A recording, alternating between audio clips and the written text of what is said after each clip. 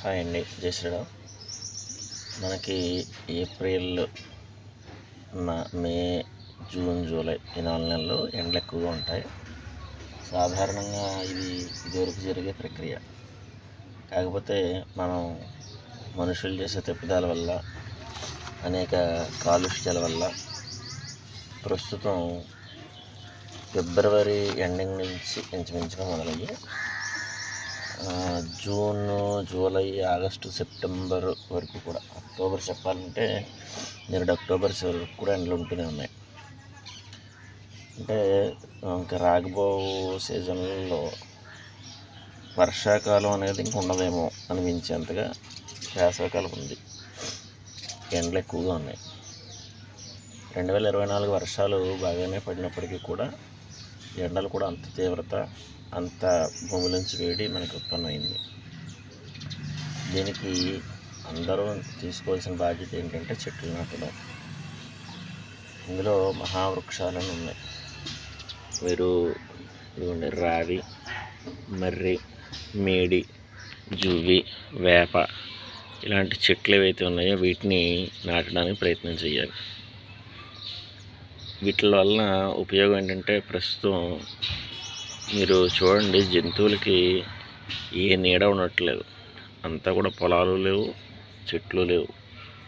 అంతా కూడా మనం ఉండడం కోసం మనం అనేకమైన భవనాలను నిర్మించుకోవడం జరుగుతుంది. కానీ ఇంటికి కనీసం ఒక 2-3 చెట్లు మాత్రం స్పేస్ ఉంటుంది. కాబట్టి గవర్నమెంట్ రూల్ ప్రకారం 10 గజాలు ఎదర వదలాలి అని రూల్ ఉంది. కాబట్టి దాంట్లోనే మనం మొక్కలు పెంచుకోవడానికి ప్రయత్నం చేయాలి.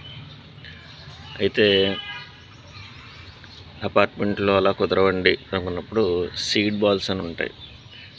మీకు అవి కూడా ఫోటో పెట్టే ప్రయత్నం చేస్తాను. సీడ్ బాల్స్, ఆ సీడ్ బాల్స్ ఏంటంటే చాలామంది ఇప్పుడు అమ్ముతున్నారు.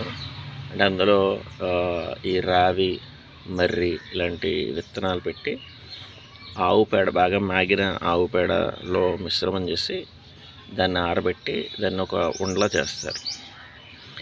ఈ సీడ్ బాల్స్ కనుక మనకి తోచిన చోటల్లా పాడేసుకుంటూ వెళ్ళిపోతాయి.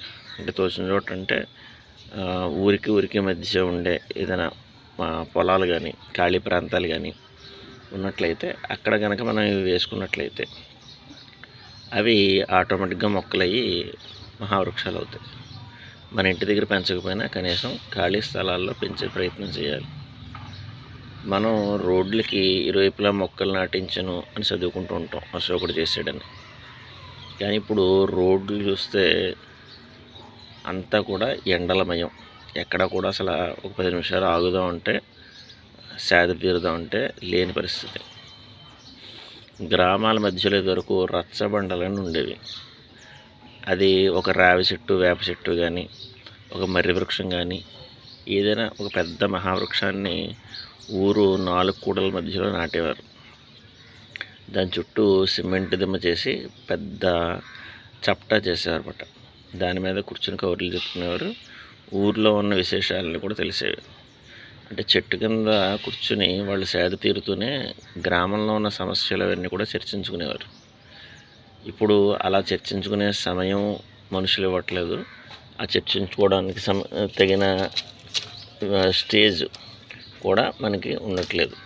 ఇప్పుడు అంతా కూడా ఆన్లైన్ స్టేజ్లు, జూమ్ మీటింగ్లు, గూగుల్ మీట్లు ఇవి తప్ప ఎక్కడైనా నలుగురు కూర్చొని మాట్లాడుకోవడానికి తగిన సందర్భం అనేది కష్టమైపోతుంది. అదేత మొక్కలు చాలా రకాలుగా మనకి ఉపయోగపడేది వరకు దయచేసి ఈ విషయాన్ని గమనించుకుని, ఎక్కడైతే మీకు దగ్గరలో ఖాళీ స్థలాలు ఉన్నాయో ఆ స్థలాలలో, ఖాళీ స్థలాలంటే అవి ప్రభుత్వ పౌరంబకు భూములు లేదా రోడ్డు వార స్థలాలు, ఇవి వాడనప్పుడు వీలైతే మీకు ఏదైనా మొక్క ఉంటే మొక్క తీసుకెళ్ళి పాతండి. ఒక 10-15 రోజులు మొండి జాతి మొక్కలు ఉంటాయి.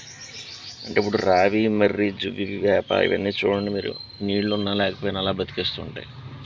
ఇంక చెట్లు అయితే అసలు నీళ్ళు పోయవలసిన అవసరం లేదు. అవి ఆటోమేటిక్గా అబ్జర్వ్ చేసుకుంటే తడిని అవి తేమలో, గాలిలో తేమను పీల్చుకుని బతుకుతాయి. మరి ఈ విధంగా మనం చేయడానికి వీలైతే మొక్కల్ని తీసుకువెళ్ళి పెంచడం కానీ, మొక్క దశ ఒక నాటుకునే వరకు కొంచెం వేరు ఒక అడుగున్నర లోపలికి వెళ్ళే వరకు మాత్రం మనం కనీసం 2-3 రోజులకు ఒకసారి నీళ్ళు పోసినట్లయితే కనుక అది ఒక నెల 2 నెలల మధ్యలో ఖచ్చితంగా వేరు నాటుకుంటుంది. దానికి వర్షాకాలం సీజన్ వచ్చే సమయానికి మనం వేసినట్లయితే కనుక అది ఆటోమేటిక్గా ఎదగడానికి అవకాశం ఉంటుంది. మీరు నీళ్ళు పోయాల్సిన అవసరం పెద్దగా ఉండదు. సీడ్ బాల్స్ పద్ధతి కూడా అంతే, అవి చక్కగా వేయడానికి ప్రయత్నం చేయండి.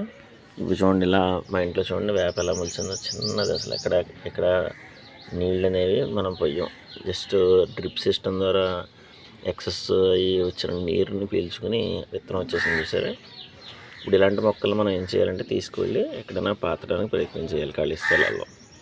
ఇవి చూడండి మనకు దూరంగా కనబడుతున్న వేప వృక్షాలు అలాగా మహావృక్షాలు అయిపోతాయి. దీనివలన అనేక జీవరాశులు బతుకుతాయి. పక్షులు, జీవులు ఇవన్నీ కూడా నీడను ఆశ్రయిస్తాయి, గూళ్ళు పెట్టుకుంటాయి. మన వాతావరణం చాలా చక్కగా ఆహ్లాదకరంగా ఉంటుంది.